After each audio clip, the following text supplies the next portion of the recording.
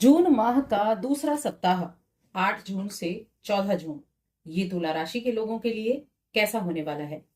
देखिए, अगर हम इस सप्ताह में ग्रहों की स्थिति की बात करें तो जब ये सप्ताह शुरू हो रहा है 8 जून के दिन, इसी दिन आपकी राशि के स्वामी शुक्र देव का राशि परिवर्तन है, जो कि कर्क राशि में यानी आपके 10th हाउस में प्रवेश करने वाले हैं।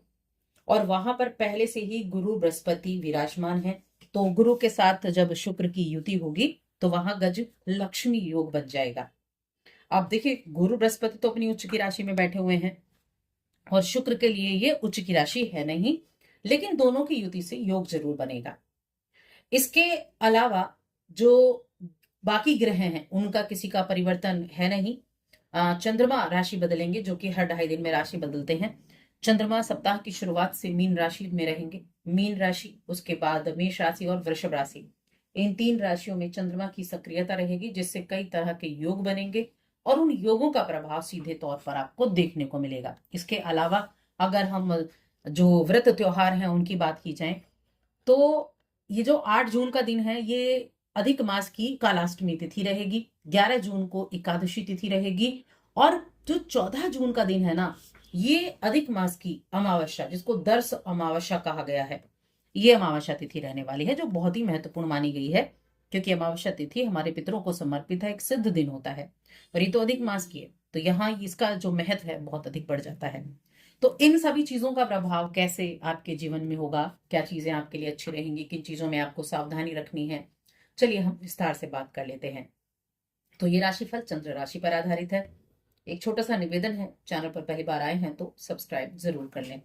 तो तुला राशि की बात कर रही हूँ इस सप्ताह में। अब देखिए, यहाँ सप्ताह की शुरुआत से ही अगर आप देखकर चले तो उसी दिन 8 जून के दिन ही आपकी राशि के स्वामी का परिवर्तन है।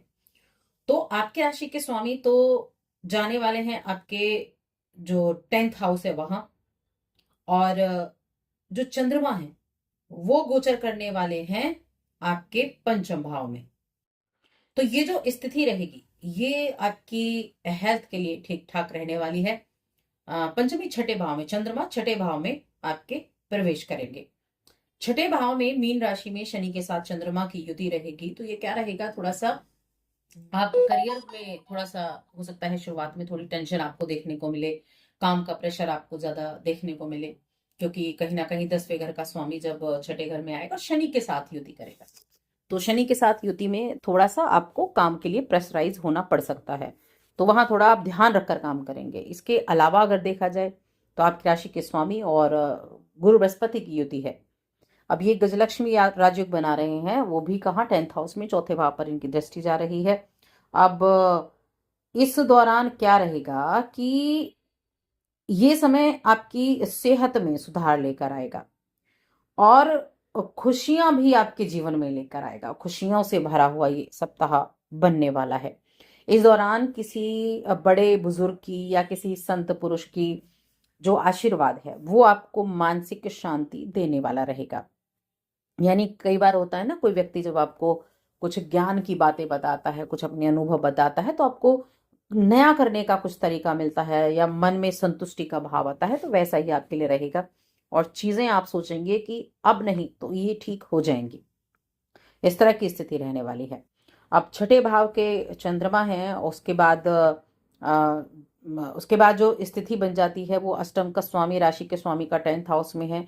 तो आईटी फील्ड से जुड़े हुए हैं, अपना खुद का कोई काम कर रहे हैं, आप जॉब वगैरह कर रहे हैं, तो उनके लिए कहीं ना कहीं चीजें जो है वो बेहतर बनती दिखाई देंगी। जॉब में धन कमाने के नए चांसेस आपको बन सकते हैं, मिल सकते हैं।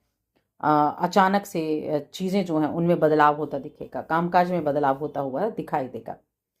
अब इस दौरान कई चीजें ऐसी रहेंगी, जैसे एक तो दूसरों के लिए ज्यादा खर्चा नहीं करना है। दूसरा यानी परिवार से अतिरिक्त लोग, समझदारी से काम लेना होगा, क्योंकि आपके लिए इस समय सबसे अधिक बेहतर रहने वाला है कि आपको इस बात को समझने की आवश्यकता है कि काम को टालने से कभी किसी का भला नहीं होता। तो जो काम आपको मिला है सबसे पहले तो उसको पूरा करें। दूसरों के ऊपर, दोस्तों के ऊपर खर्च करने से आपको बचना होगा, अपने पैसे को सिक्योर करना होगा। और सप्ताह के पूर्व में बहुत सारे ऐसे पारिवारिक काम आपके लिए इकट्ठे रहेंगे जिसे हो सकता है पूरा करना बेहद आपको परेशान कर दे, तो इसीलिए अपने काम को समय से आपको करते चलना है।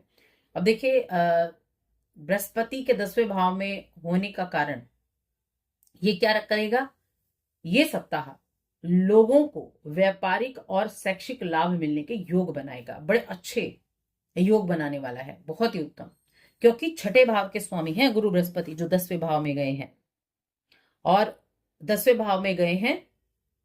और यहां शुरुआत में जो विपरीत राजयोग भी बनेगा, क्योंकि चंद्रमा जो है वो गुरु की राशि में होंगे और गुरु चंद्रमा की राशि में होंगे। तो अगर इस चीज को हम देखें तो ये चीजें आपके लिए बहुत बेहतर रहेंगी, आपके लिए लाभ मिलने का योग बनेगा। अपनी शिक्षा और अपने अनुभव का आप अच्छा प्रदर्शन कर पाएंगे। स्टूडेंट्स के लिए काफी अच्छा रहेगा, अच्छे मौके मिलेंगे, उनका लाभ उठा सकेंगे और अपने आप को कम आंकने की कोशिश नहीं करेंगे। कई बार हम अपने आप को दूसरों से कम आंक लेते हैं, जो आप नहीं करेंगे। अपने आप को ऊपर रखेंगे, अपने काम को ऊपर रखेंगे। अगर आप कहीं एडमिशन लेना चाहते हैं, घर से दूर जाना चाहते हैं, घर से दूर एडमिशन लेना है, किसी अच्छे बड़े कॉलेज में सोच रहे हैं, तो आप देखेंगे इस समय संभावनाएं ज्यादा अनुकूल दिखाई देंगी। ऐसे में आपको अपने कुछ स्टूडेंट, अपने कुछ मित्र या शिक्षक, उनका समर्थन लेने की जरूरत हो सकती है। लेकिन शॉर्टकट नहीं लेना है, शॉर्टकट से बचना है। शॉर्टकट लिया तो आपको परेशानी हो सकती है। लेकिन हाँ, स्थितियां बहुत अच्छी बनने वाली हैं। सप्ताह का जो मध्य भाव होगा वहां पर चंद्रमा चले जाएंगे मेष राशि में, आपके सप्तम भाव में। अब मेष राशि में तो मंगल भी बैठे हुए हैं, मंगल के साथ चंद्रमा की युति हो जाएगी। हालांकि इनके मित्र की तो राशि, मित्र राशि कह लो, लेकिन फिर भी मंगल के साथ चंद्रमा बैठकर एक उग्रता लेकर आ जाते हैं। तो यहाँ वैवाहिक जीवन में थोड़ी सावधानी रखनी है। बिजनेस करने वाले लोगों को अपनी वाणी पर कंट्रोल करना है, क्योंकि आपके स्वभाव में एग्रेशन देखने को मिलेगा। छोटी छोटी बातों पर गुस्सा आ जाएगा। किसी ने कुछ बात बोली और फट से गुस्सा आया। और गुस्से में व्यक्ति क्या करता है, गुस्से में व्यक्ति कई बार बिना सोचे समझे कुछ भी बोल देता है। तो ये नहीं करना है, इसका ध्यान रखना है आपको। उसके बाद चंद्रमा का गोचर हो जाएगा वृषभ राशि में, और वृषभ राशि में चंद्रमा के गोचर करते ही एक और राजयोग बन जाएगा, जहां जो शुक्र की राशि में चंद्रमा और चंद्रमा की राशि में शुक्र होंगे, तो एक बार फिर से विपरीत राजयोग का निर्माण होगा। अब ये योग क्या करेगा, गुप्त चीजों की तरफ आपको लेकर जाएगा। अगर आप किसी ऐसे काम से जुड़े हैं, वास्तु से जुड़े हैं, एस्ट्रोलॉजी से जुड़े हैं, गुप्त विद्या से जुड़े हुए हैं, तंत्र मंत्र से जुड़े हुए हैं, तो उनके लिए बहुत अच्छा रहेगा। रहस्यमयी चीजें रही, उनमें आपकी रुचि बढ़ेगी। आईटी फील्ड हो गया, इंश्योरेंस का फील्ड हो गया, वहां आपका जो है अच्छा रिजल्ट आपको देखने को मिलेगा, आगे बढ़ने के चांस मिलेंगे। आप रिसर्च वगैरह कर रहे हैं, आप पीएचडी वगैरह कर रहे हैं, तो वहां काफी अच्छा रिजल्ट आपको देखने को मिलेगा इस योग के कारण। तो कुल मिलाकर अगर हम देखें तो ये सप्ताह आपके लिए बहुत सारी वैरायटी लेकर आया। चीजें आपको चारों तरफ से दिखाई देंगी। बहुत सारे कार्य करने के मौके आपको मिलने वाले हैं और अच्छे मौके भी मिलने वाले हैं। इन अच्छे मौकों का बस आपको लाभ उठाना है कि कैसे आप अच्छे मौकों का लाभ उठा सकते हैं। कार्य क्षेत्र में नई जिम्मेदारियां भी ये सप्ताह लेकर आया है। आर्थिक स्थिति में सुधार भी लेकर आया है। इनकम के नए रास्ते भी आप खोज पाएंगे और समाज में मान सम्मान में वृद्धि होगी।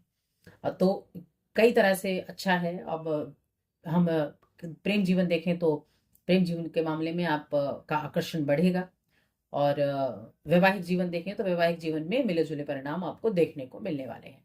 अब देखिए इस दौरान जो सप्ताह का अंतिम दिन है वो क्या है, वो अमावस्या की तिथि है।